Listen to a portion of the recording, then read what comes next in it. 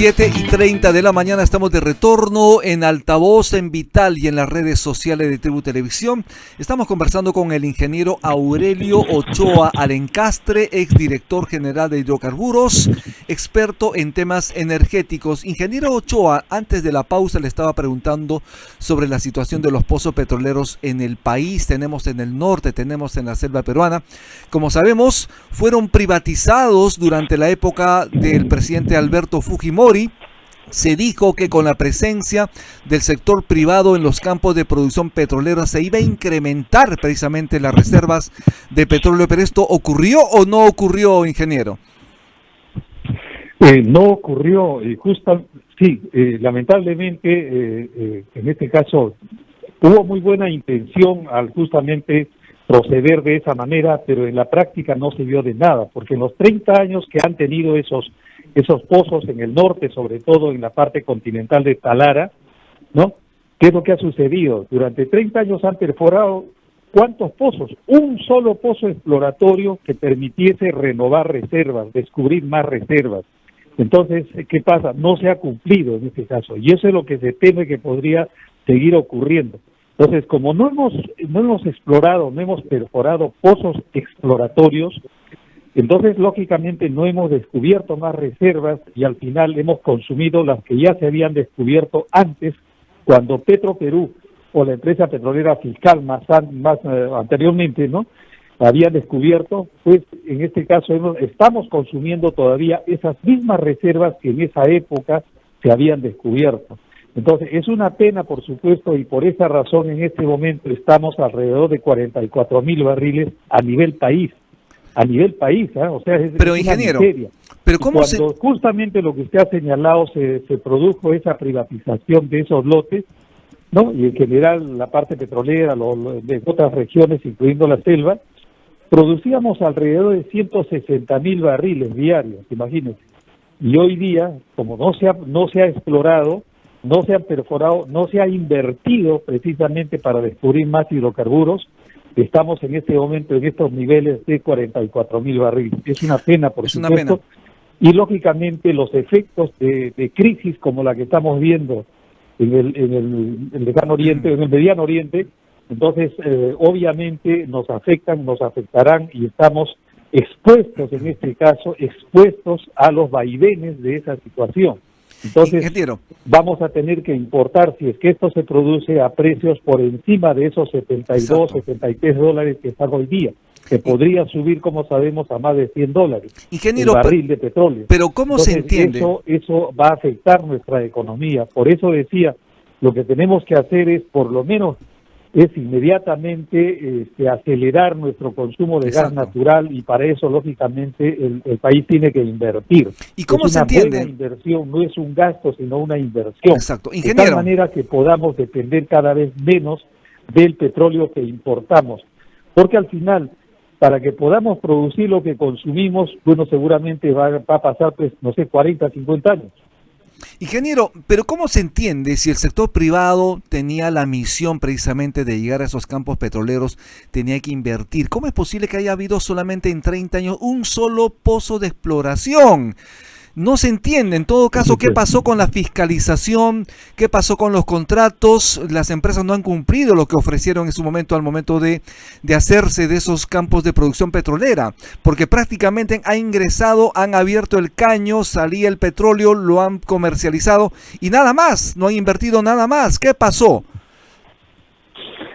Bueno, es cierto, lo que ha faltado en este caso es fiscalización, pero a la vez también la suscripción de los contratos no obligaba como debiera ser, o sea, tiene que ser con penalidades, de tal manera, no cumple, simplemente pues se te penaliza o se te cancela el lote. Entonces, tienen que ser mucho más drásticos los contratos, no bajo cláusulas que obliguen a invertir en exploración. Y eso es lo que se ha descuidado en esa oportunidad. Entonces, los contratos no eran tan drásticos como lo que podría, digamos, esperarse. Entonces, todo eso fue aprovechado, por supuesto, por empresarios que al final, digamos, no cumplieron, pues, no con lo que se habían comprometido. Pero los compromisos no deben ser verbales, no, los compromisos tienen que estar por escrito, con penalidades. Y esa es una lección a aprender para los próximos contratos en este caso.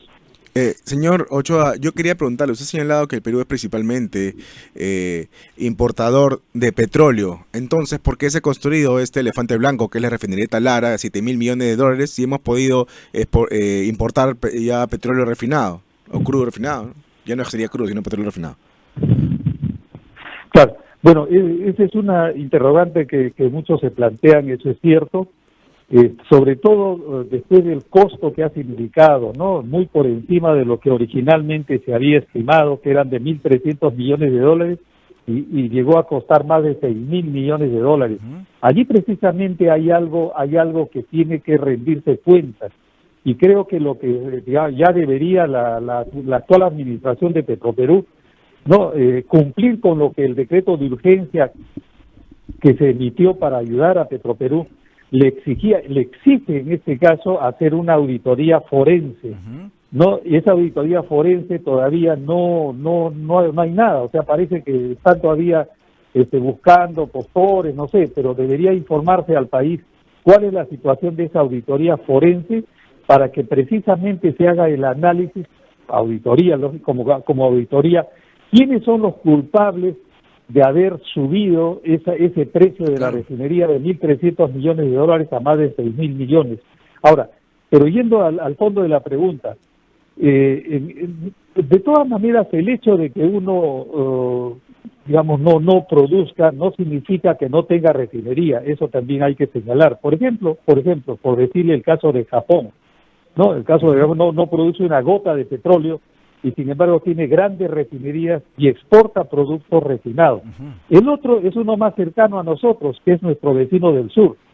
Entonces, nuestro vecino del sur, produce unos cuantos barrilitos, pero la mayor parte importa el petróleo precisamente para refinarlo y venderlo, ¿no es cierto?, tanto local como externamente. Entonces, no necesariamente tiene que tener petróleo, producir petróleo para tener refinerías, ¿no?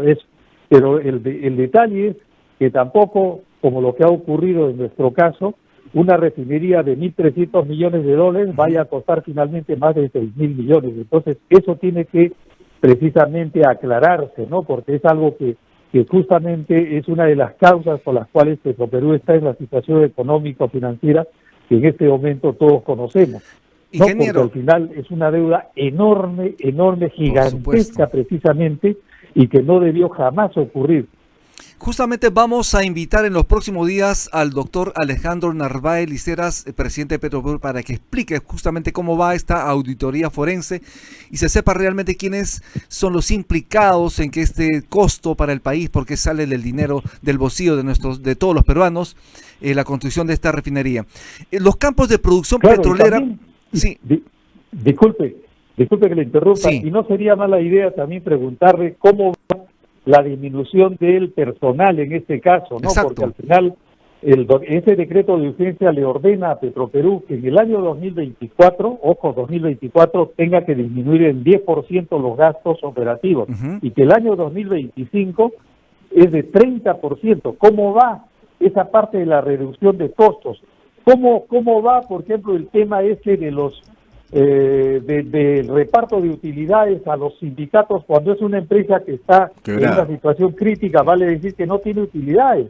Sin embargo, los sindicatos reclamaban en este caso que se les reparta las utilidades. Eso no se ha explicado todavía al país. Y la otra es, lógicamente, que debería en este caso explicarse precisamente al país cómo anda, ¿no es cierto?, la reestructuración de la empresa. Entonces, es algo que el país precisamente espera que digamos, se den esas respuestas, aparte de lo que le señalaba lo de la auditoría forense. Importantísimo. Los campos de producción que están cercanos a la refinería de Talara, cuyos contratos están por vencer, ¿cómo debería tratarse esto? ¿Nuevas licitaciones? ¿Se tiene que entregar de una manera directa a la empresa estatal? ¿Cómo debería operarse, ingeniero Aurelio Ochoa? Fíjese, pues yo opino que en este caso, dado que Petroperú es el único comprador de ese petróleo producido en los alrededores de la refinería, en todos estos lotecitos pequeños de Talara, Entonces, definitivamente debería ser la propia Petroperú, que es la que al final, la mayor parte de esos yacimientos ha sido descubiertos por Petroperú pues en los años 70, 80, ¿no? Entonces, debería entregársele. No, son pequeños lotes que lógicamente pues no van a ser ni pobres ni ricos en este caso a los que puedan detentar esos lotes, pero sí a Petroperú puede significarle, ¿no es cierto?, una inyección económica. ¿Por qué razón? Porque tiene que comprar el petróleo para refinarlo sí o sí. No, o sea, es el único comprador además. Pero no puede ser que Petroperú, por ejemplo, compre, por decirle, suponiendo que el precio del petróleo suba a 80, 90 dólares, ¿no es cierto? Tendría que eso pagar a los privados y, sin embargo, el costo de producción de ese barril de petróleo oscila entre 25 y 30 dólares. Todo ese diferencial va a quien lo produce. Entonces, ¿a quién iría en este caso? Es a Petroperú, lo cual podría reforzar, por supuesto, su economía. Importantísimo. Ingeniero Aurelio Ochoa, muchísimas gracias. Es importante que usted recomiende a las familias para que puedan tener gas natural en sus casas y también a las personas que tienen autos puedan convertir sus autos gasolineros a gas natural. Esa explicación es importante de un experto y con esto nos vamos. Ok, muchas gracias por la entrevista, muy amable. Sí, quería justamente su invocación para que se pueda cambiar, digamos, el uso de las gasolinas al gas natural, avanzar en ese proceso, ingeniero. Sí, pero el Estado tiene que, digamos, intervenir precisamente explicando, publicitando, en este caso, las ventajas del gas natural, pero adicionalmente tiene que invertir en este caso para que eso facilite esa transformación, tanto en los hogares como en la parte vehicular. O sea, de todas maneras, en lugar en este caso de tener que importar como importamos, el país en este caso, imagínense la millonada de miles de millones de dólares, son como 8.000 millones de dólares que tiene que gastar en importar petróleo. Podría muy bien, en este caso, el país más bien invertir, ¿no es cierto? Me refiero al Estado, invertir para que pueda haber esta transformación, ¿no es cierto?, de consumo de los productos gasolineros. Perfecto. O de diésel hacia el gas natural, pero también el Estado tiene que poner, sobre todo a quienes no puedan hacer esa transformación. Importante. Bien, muchísimas gracias, ingeniero Aurelio Ochoa, por estar en Altavoz Emitel, muy amable. Gracias a ustedes por la entrevista, muy buenos días. Estuvimos con Aurelio Ochoa Alencastre, exdirector general de hidrocarburos, experto en temas de energía. Haremos una pausa en Altavoz, ya regresamos. Ya hablemos.